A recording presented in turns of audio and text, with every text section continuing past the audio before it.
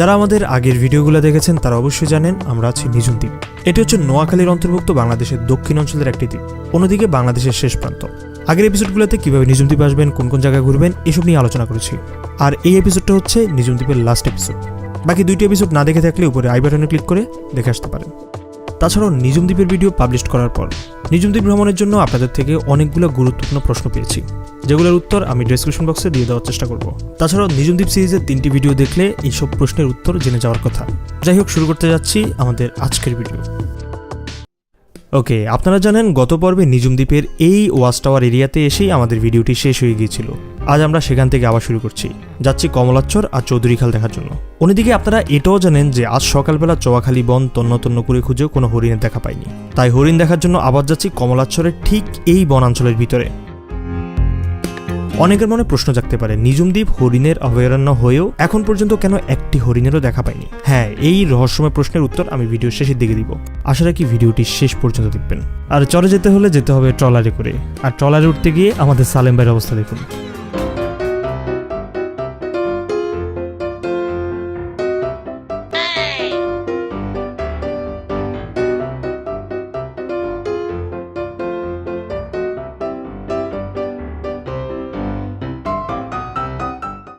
আমি জানি না সালেম ভাই কিভাবে নামছে। সালেম ভাই একটু বলেন কিভাবে নামলেন এই রাস্তাটা?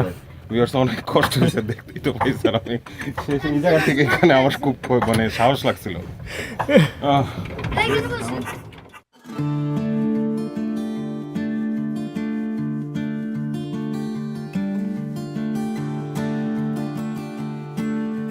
নিঝুম দ্বীপ যাওয়ার আগে নিঝুম দ্বীপের ইতিহাস নিয়ে বেশ ঘাটাঘাটি করি।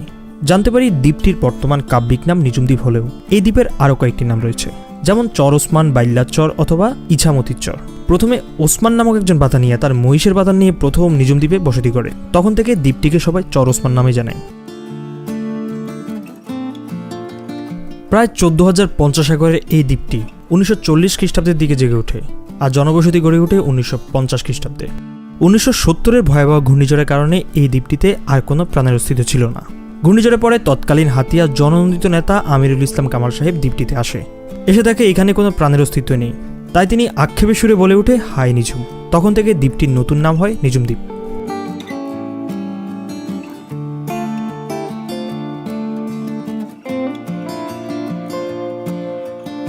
ট্রলারে করে কমলাচ্ছর যাওয়ার সময় যে বিষয়টা আপনার সবচেয়ে বেশি ভালো লাগবে তা হলো একদিকে উত্তাল বঙ্গোপসাগর, অন্যদিকে এই চরের দিগন্ত বিস্তৃত বিশাল সবুজ প্রান্তর।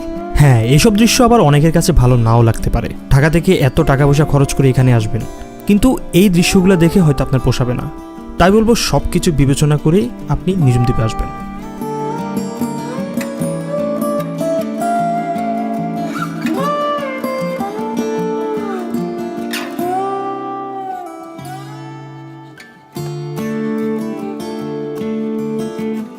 আর হ্যাঁ, আমরা কমলাচ্ছর চলে এসেছি, কিন্তু দুঃখের বিষয় হচ্ছে আমরা চৌধুরীখাল যেতে পারবো না।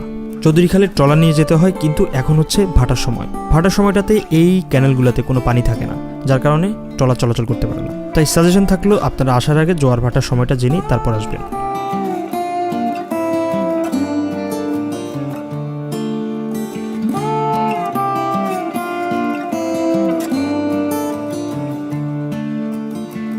যাই হোক, আমরা একটু পরে এই কমলাচ্ছরের বনের ভিতরে প্রবেশ করব।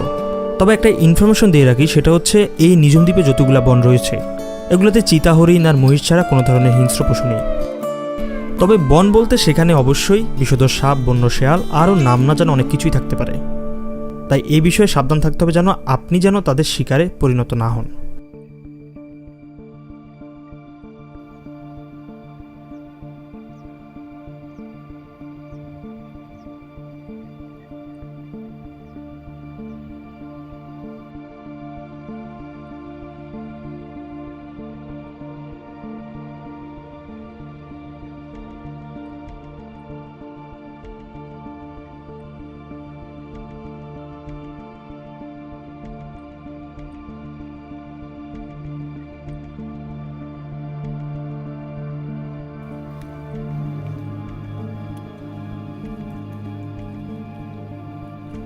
এই বনের ভিতরে এলোমেলোভাবে হাঁটলে হরিণ দেখার সম্ভাবনা খুবই কম, তাই বনের ভিতরে একটি নির্দিষ্ট পয়েন্টে যাচ্ছি।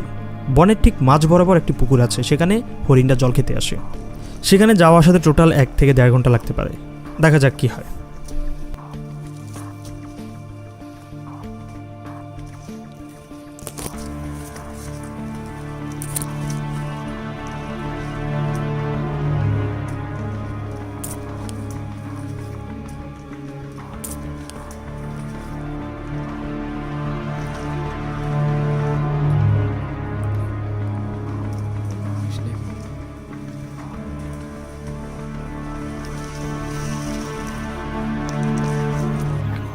দর্শক, আমরা এই মুহূর্তে একটা শিয়াল দেখছি, ও শিকার ধরতে আসছে।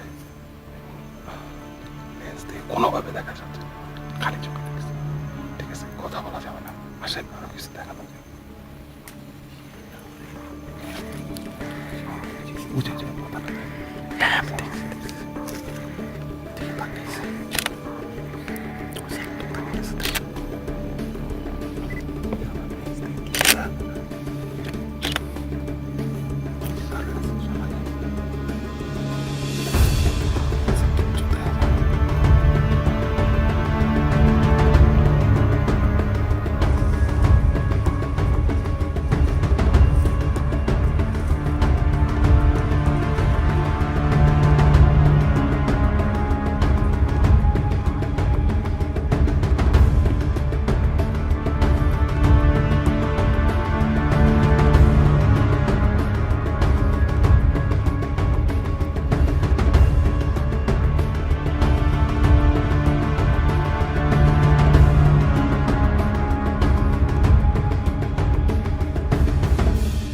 অবশেষে আমরা সেই পুকুরের সামনে, কিন্তু এখানেও কোনো হরিণ নেই। বলতে পারেন আবারও আমরা হতাশ। এবার বলি কেন পুরা নিঝুম দ্বীপ ঘুরেও কোনো হরিণের দেখা পাইনি। 1970 সালে ঘূর্ণিঝড়ের পর বাংলাদেশের বন বিভাগ এখানে তাদের বনায়ন কার্যক্রম শুরু করে। পরীক্ষামূলকভাবে প্রথমে এখানে 4 জোড়া হরিণ ছাড়ে। তার পরবর্তীতে 1996 খ্রিস্টাব্দে হরিণ সুমারি অনুযায়ী এখানে হরিণের সংখ্যা দাঁড়ায় প্রায় 22,000। তার মানে সহজেই বোঝা যায় সঠিক রক্ষণাবেক্ষণের কারণে হরিণের সংখ্যা ক্রমে বাড়তে থাকে। হরিণ কমে যাওয়ার প্রধান কারণই হচ্ছে অবৈধভাবে হরিণ শিকার আর বন উজাড় হওয়া। এখানে এগুলা দেখার কেউ নেই। এমনকি স্থানীয়দের সাথে কথা বলে জানলাম সরকারি কর্মকর্তারা সরাসরি এগুলোর সাথে জড়িত। আমি সুন্দরবন গিয়েছিলাম, সেখানে চোখের সামনে অনেকগুলো হরিণ দেখেছি। হরিণরা মানুষ দেখে সেখানে ভয় পায় না, কারণ সেখানে তাদের মৃত্যু ভয় নেই। অন্যদিকে সুন্দরবনের তুলনায় নিঝুম দ্বীপে হরিণ দেখার সম্ভাবনা আরও বেশি হওয়ার কথা ছিল, কিন্তু হলো তার উল্টোটা। যাই হোক, এবার ফেরার পালা। কিন্তু এসে দেখি আমাদের নৌকা যেই জায়গায় রেখে গিয়েছিলাম সেই ক্যানেলটা এখন পানিশূন্য, কারণ এখন ভাটার সময়। আবার জোয়ারের পানি আসা ছাড়া এই নৌকা এখান থেকে নেওয়া যাবে না। তারপর নিজেরা অনেক চেষ্টা করে নৌকাটা উদ্ধার করি। যাচ্ছি নামার বাজার সি বিচের দিকে। সেখানে সূর্যাস্ত দেখেই আজকের মতো আমাদের ভ্রমণ সমাপ্তি হবে।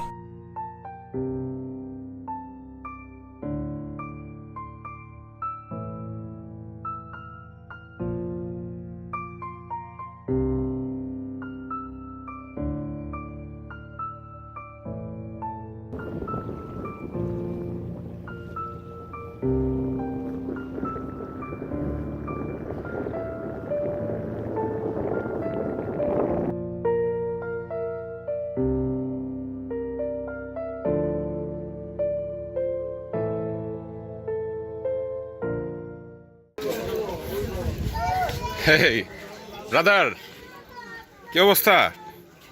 আরে এই জিনিস কালকে সারাদিন খুঁজে বেড়াইছে। এই জিনিস বলে সারাদিন খুঁজে বেড়াই। এই হইল হরিণ নিঝুম দ্বীপের। গতকালকে সারাদিন খুঁজে টুজে কোথাও পাই নাই। এখন ঠিকই নামার বাজারের সামনে এই হরিণটা পেয়ে গেলাম। আজ হচ্ছে আমাদের নিঝুম দ্বীপের শেষ দিন। খুব সকালে ঘুম থেকে উঠে হাঁটা দিই উপরবাজার সি বিচের উদ্দেশ্যে, যেই জায়গাটিকে আসলে নিঝুম দ্বীপের আইকনও বলা যেতে পারে। আর একটু আগে তো দেখলেনি, শেষমেশ একটি হরিণের দেখা পেলাম, তাও আবার আমাদের হোটেলের সামনেই। যাই হোক, অন্তত এটা বলতে পারবো নিঝুম দ্বীপ গিয়ে হরিণের দেখা পেলাম।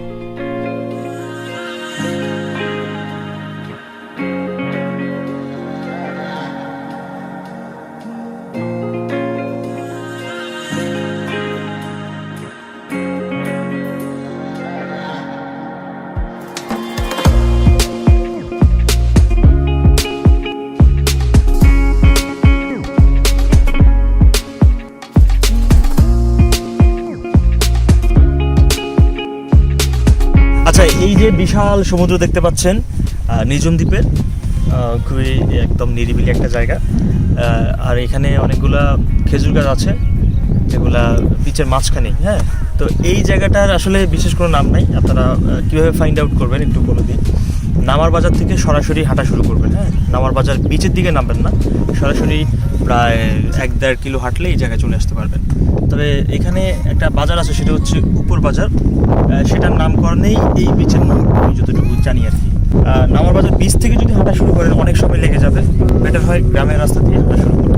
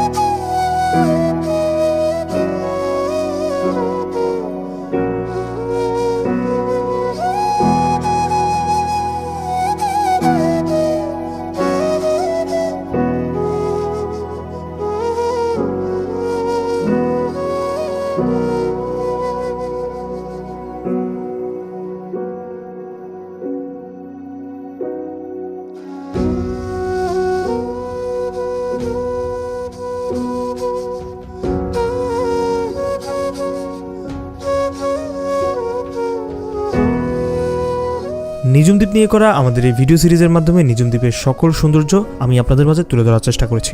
আশা রাখি আপনাদের ভিডিওটি ভালো লেগেছে। টোটাল 4 রাত 3 দিনে নিঝুম দ্বীপে ঘুরতে আসলে আপনার কি পরিমাণ টাকা খরচ হতে পারে সেই বিষয়ে ধারণা নিতে ভিডিওটির ডেসক্রিপশন বক্স ঘুরে আসতে পারেন। আজকে আমরা নিঝুম দ্বীপ থেকে ফিরে যাচ্ছি, এখান থেকে যাব মনপুরা দ্বীপ। দেখা হচ্ছে মনপুরা দ্বীপের ভিডিওতে। চাইলে আপনি আমাদের সাথে ট্যুরে যোগ দিতে পারেন। আমাদের ট্রাভেল ভিত্তিক গ্রুপের লিঙ্কটি ভিডিও ডেসক্রিপশন বক্সে দেওয়া আছে, দ্রুত যুক্ত হয়ে যান। তাছাড়াও ভিডিওটি ভালো লাগলে চ্যানেলটি সাবস্ক্রাইব মাস্ট।